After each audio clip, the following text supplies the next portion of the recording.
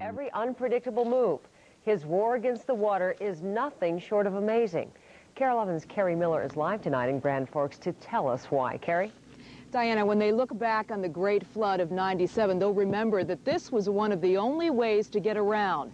When Bob Hodgson looks back, he'll remember he won against all odds. It got very, very tense. For Bob Hodgson, time blurred, and the battle was all there was. And even now, it's difficult to talk about. But, you know,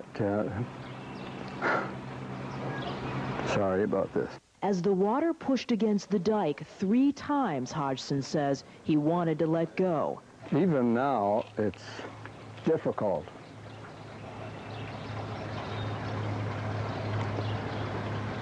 It's difficult to talk about it. But as Hodgson, his family, and many volunteers held on, all around him was chaos. 19 houses out of 20 in Hodgson's neighborhood flooded. The water just flowed under the dike, and there was little time to escape. It was pretty wild. They hit the limit, and they just shut off the pumps and got in a truck and took off. This is my bedroom. Across town, floodwaters drove Cindy Buckhouse out last weekend. I never thought I'd say this, but I really hate the thought of starting over again. Today, she returned to find her keepsakes drenched, her kids' room in shambles. This is the first time I've seen my home. And I really wished I wouldn't have seen it. It's harder to come back and even see it than not to. Yeah, I really think it is, because then you start remembering everything that you forgot.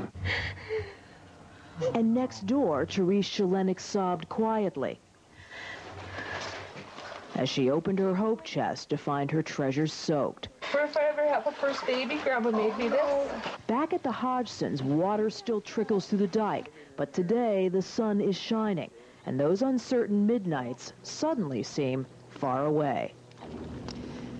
I'm happy to report that Bob Hodgson's house is still dry, Paul and Diana, but he says it's going to be a long time before he takes those sandbags away. Now, this is the kind of scene that House Speaker Newt Gingrich came here to Grand Forks to see today. He traveled around, he looked at a lot of the flooding.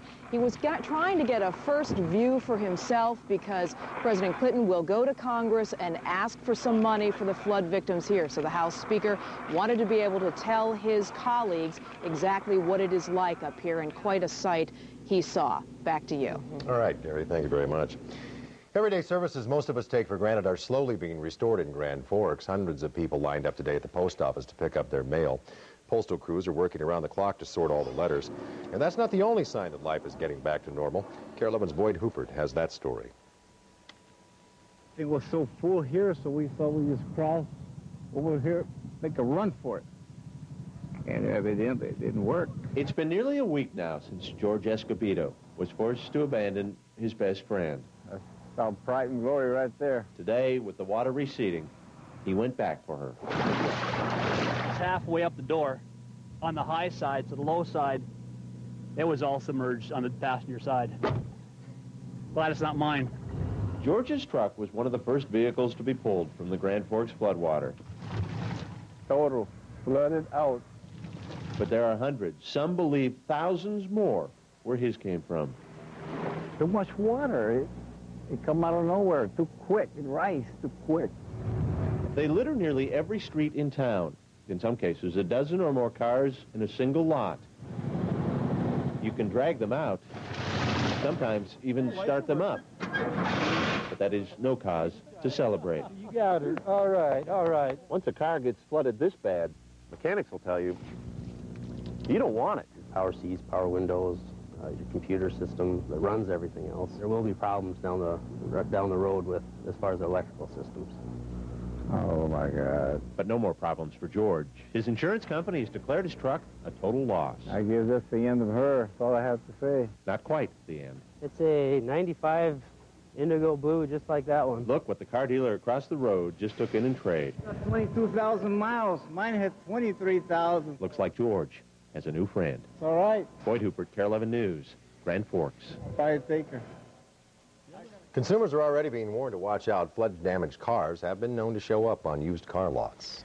While devastated residents scramble to regain control of their lives, they're getting plenty of big-hearted help. Minnesota, I love it. Definitely.